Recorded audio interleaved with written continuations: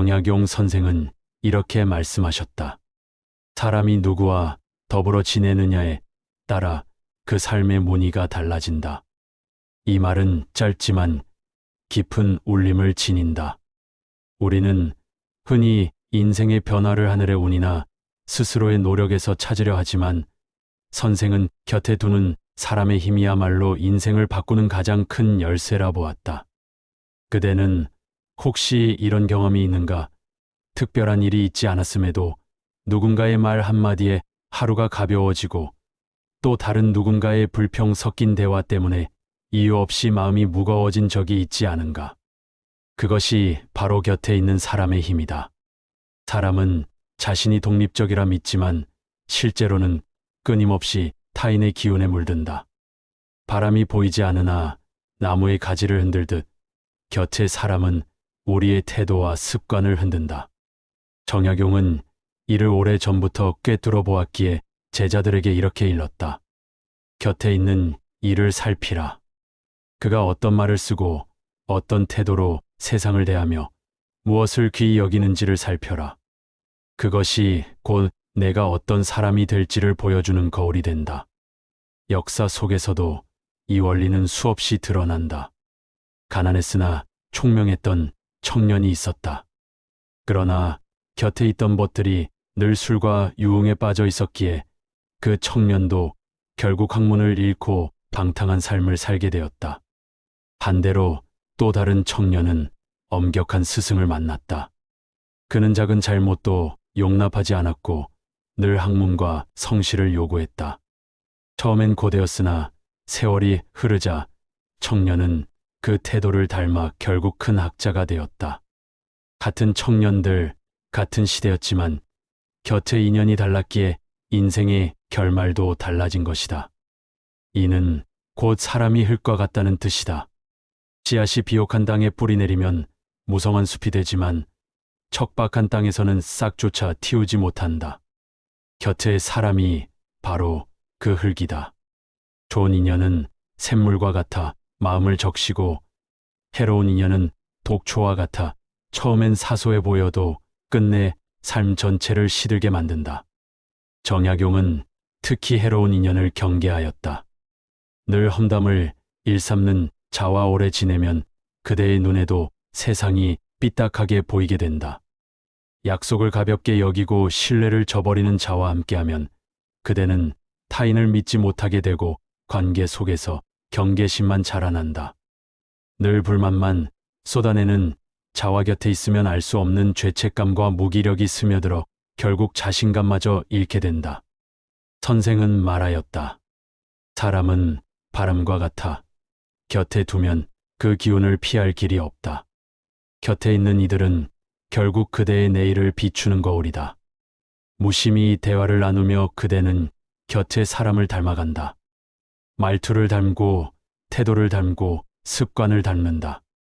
그래서 정약용은 다시 이렇게 일렀다. 곁의 사람을 고르는 눈을 키워라. 그 눈은 곧 내 인생의 나침반이 된다. 그러니 이제 그대는 스스로에게 물어야 한다. 지금 곁에 있는 이는 그대의 삶을 밝히는 등불인가? 아니면 마음을 서서히 갉아먹는 그림자인가? 그들의 말이 그대를 일으켜 세우는가? 아니면 기운을 빠지게 하는가? 혹시라도 삶이 정체되어 있다면 문제는 그대의 노력이나 재능이 아니라 곁에 둔 인연일 수 있다. 정약용의 가르침은 오늘도 유효하다. 돈이나 명예보다 더 중요한 것은 곁에 어떤 사람을 두느냐 하는 것이다. 좋은 인연은 그대의 삶을 밝히는 샘물이 되고 나쁜 인연은 보이지 않게 스며드는 독초가 된다. 그러므로 지금 이 순간 곁에 있는 사람을 돌아보라. 그 선택이 곧 그대의 운명을 바꿀 것이다. 곁에 두는 사람을 돌아보라 했던 말은 단순히 경계에서 멈추지 않는다. 정약용 선생은 한 걸음 더 나아가 어떤 이를 곁에 두어야 삶이 빛날 수 있는지 분명히 가르쳐 주셨다. 눈에 보이는 지위나 재산이 아니라 흔들리지 않는 덕목을 보아야 한다고 말씀하셨다. 선생이 일러주신 세 가지 덕목은 신뢰, 배움, 그리고 수신이다. 먼저 신뢰의 덕목을 보자. 관계의 근본은 믿음이다. 믿음이 무너지면 그 어떤 우정도, 그 어떤 동행도 오래갈 수 없다. 선생은 늘 말하셨다. 말과 행실이 하나이지 않으면 오래 곁에 둘 수 없다. 실제로 그런 자를 가까이 하면 처음에는 대수롭지 않게 여겨도 시간이 지날수록 작은 틈이 점점 커져 결국 삶 전체가 흔들린다. 약속을 쉽게 깨뜨리는 이를 오래 두면 그대의 마음도 약속을 가볍게 여기게 되고 끝내는 자신조차 신뢰받지 못하게 된다. 반대로 신뢰 깊은 자를 곁에 두면 어둡고 힘든 시기에도 흔들림 없는 버팀목이 되어준다. 정약용이 유배지에서 수많은 고난을 겪을 때도 끝까지 믿음을 지킨 제자들이 있었기에 학문을 잃지 않고 지탱할 수 있었던 것이다. 신뢰는 보이지 않지만 삶을 떠받치는 기둥과 같다. 다음은 배움의 덕목이다. 선생은 이렇게 말씀하셨다. 배움을 멈추면 마음이 썩는다. 사람은 누구나 배우기를 멈추는 순간 스스로 성장의 길을 잃는다. 곁에 배움을 즐기는 이를 두면 그대 또한 자라난다. 나는 배움을 아끼지 않는 사람을 본 적이 있다. 그는 모르는 것이 있으면 부끄러워하지 않고 묻기를 즐겼다. 처음에는 사람들이 그 끊임없는 질문을 귀찮게 여겼으나 시간이 흐르자 그의 지혜와 열정에 감화되어 다 함께 학문에 몰두하게 되었다. 배움은 한 사람을 넘어 공동체 전체를 변화시킨다. 오늘날 직장과 가정에서도 마찬가지다. 곁에 배움의 열정을 가진 사람이 있으면 그대도 모르게 더 깊이 생각하고 더 멀리 바라보게 된다. 그러나 배움을 게을리하는 사람과 오래 지내면 그대의 마음도 멈추고 만다. 정약용은 제자들에게 말했다. 곁에 있는 자가 배우기를 즐기는지 살펴라. 그렇지 않으면 너도 결국 제자리에 머무를 것이다. 마지막으로 수신의 덕목이다. 선생은 언제나 수신을 강조하였다. 사람은 먼저 자신을 닦아야 한다. 그렇지 않으면 아무리 겉으로 화려해도 속은 곧 무너지리라. 수신이란 곧 스스로를 다스리고 바른 중심을 지키는 일이다. 곁에 수신의 덕을 지닌 자를 두면 그대 또한 자신을 돌아보며 바른 길을 걷게 된다. 나는 한 사람을 본 적이 있다. 그는 큰 재산을 손에 쥐고도 교만하지 않고 매일 일기를 쓰며 스스로를 돌아보았다. 화려한 말로 자신을 드러내지 않았으나 조용히 행동으로 주위 사람들을 감화시켰다. 그와 함께한 이들은 자연스럽게 삶을 반성하고 바른 길로 나아가게 되었다. 반대로 스스로를 닦지 않는 자는 것만 번듯하고 속은 텅 비어 있다. 그는 순간의 이익을 쫓아 쉽게 흔들리고 결국 타인에게 상처를 주며 자신도 무너진다. 정약용은 경계하였다. 수신이 없는 자와는 깊은 벗이 되지 말라. 그는 언젠가 내 길을 흔들리게 할 것이다. 이처럼 신뢰, 배움, 수신의 덕목은 곁에 둘 사람을 고르는 기준이다. 신뢰는 삶을 지탱하는 기둥이 되고 배움은 끝없이 자라게 하는 샘물이 되며 수신은 삶의 방향을 바로잡는 나침반이 된다. 그러므로 그대는 이제 곁에 있는 이들이 이 덕목을 지니고 있는지 살펴야 한다. 혹시라도 그렇지 않다면 그대는 스스로의 삶을 다시 선택해야 할 것이다. 그러나 여기서 멈출 수는 없다. 좋은 인연을 알아보는 눈만으로는 충분하지 않다.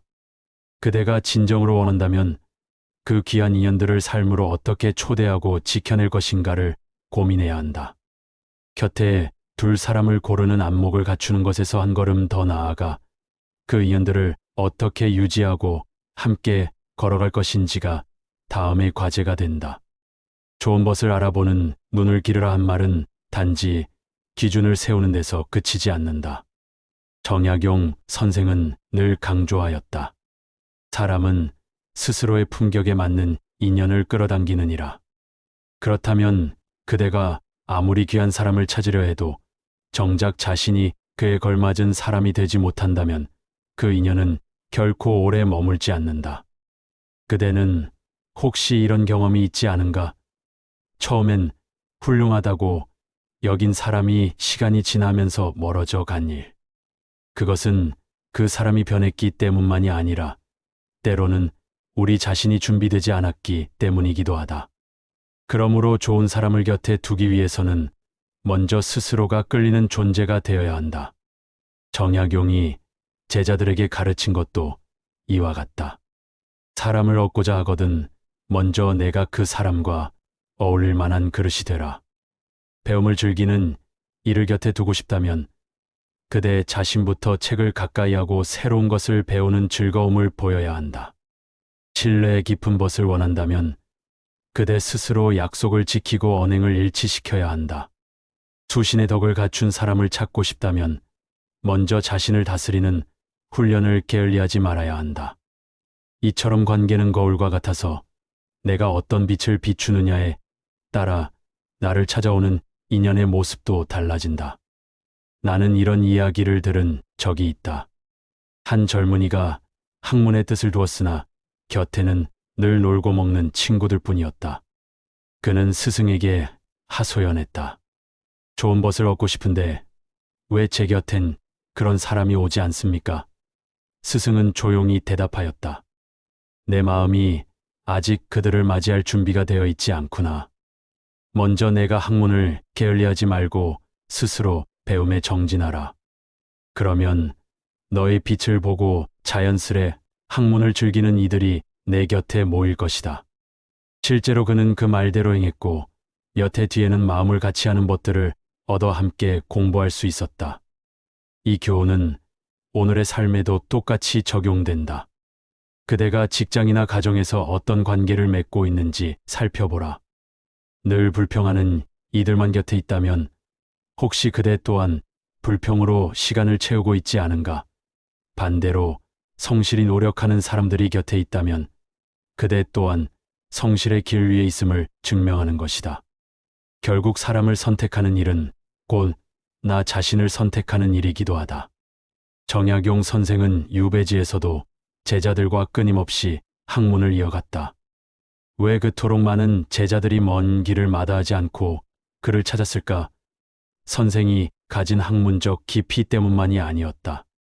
그는 스스로를 다스리고 작은 일에도 신뢰를 잃지 않았으며 항상 배우는 자세를 잃지 않았다. 그 빛이 사람들을 끌어당겼던 것이다. 그대 역시 그런 빛을 지니게 된다면 굳이 애써 사람을 찾지 않아도 귀한 인연이 스스로 찾아올 것이다. 그러므로 나는 다시금 묻는다. 지금 그대의 모습은 어떤 사람을 끌어당기고 있는가? 혹시 불평과 무기력, 의심과 게으름이 그대의 주위에 머물고 있지는 않은가? 아니면 성실과 신뢰, 배움과 자기 수양이 그대의 곁을 지키고 있는가?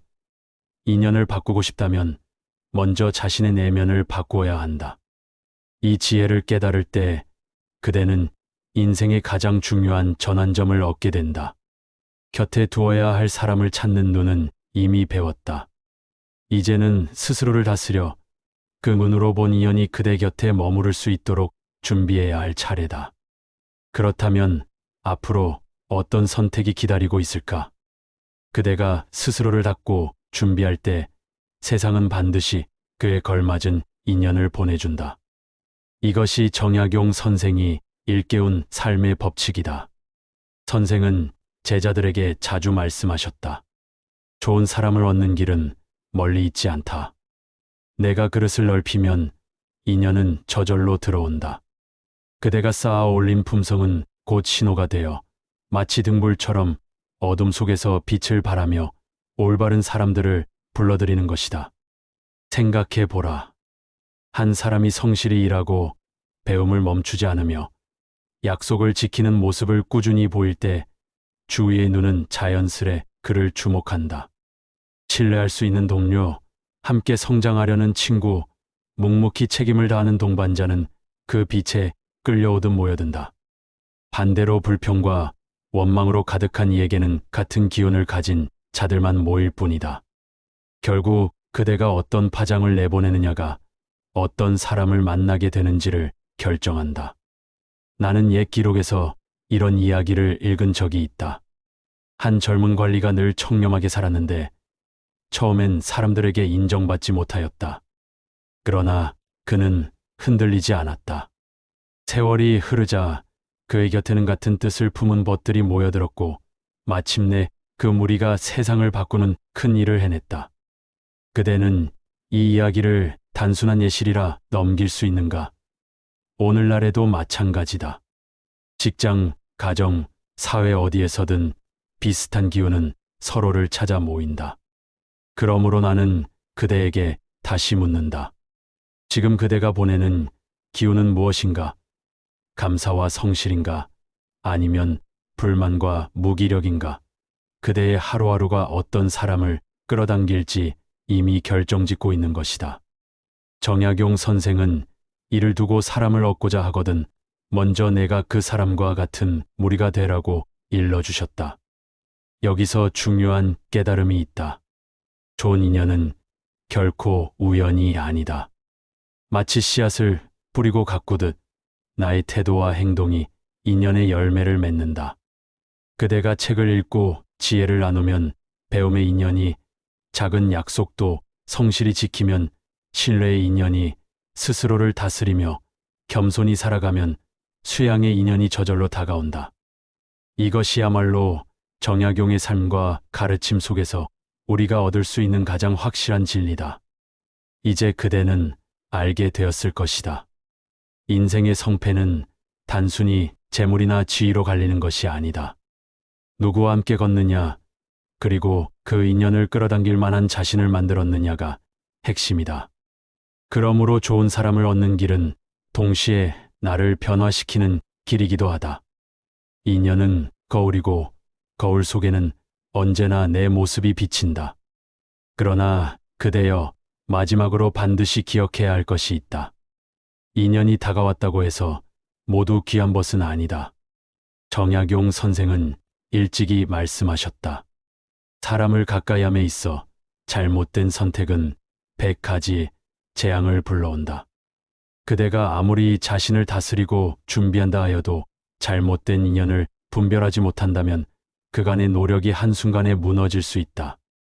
생각해 보라. 신뢰 없는 이와 오래 함께하면 그대 또한 신뢰를 잃는다. 배움을 게을리하는 자와 어울리면 그대의 열정도 꺼져버린다.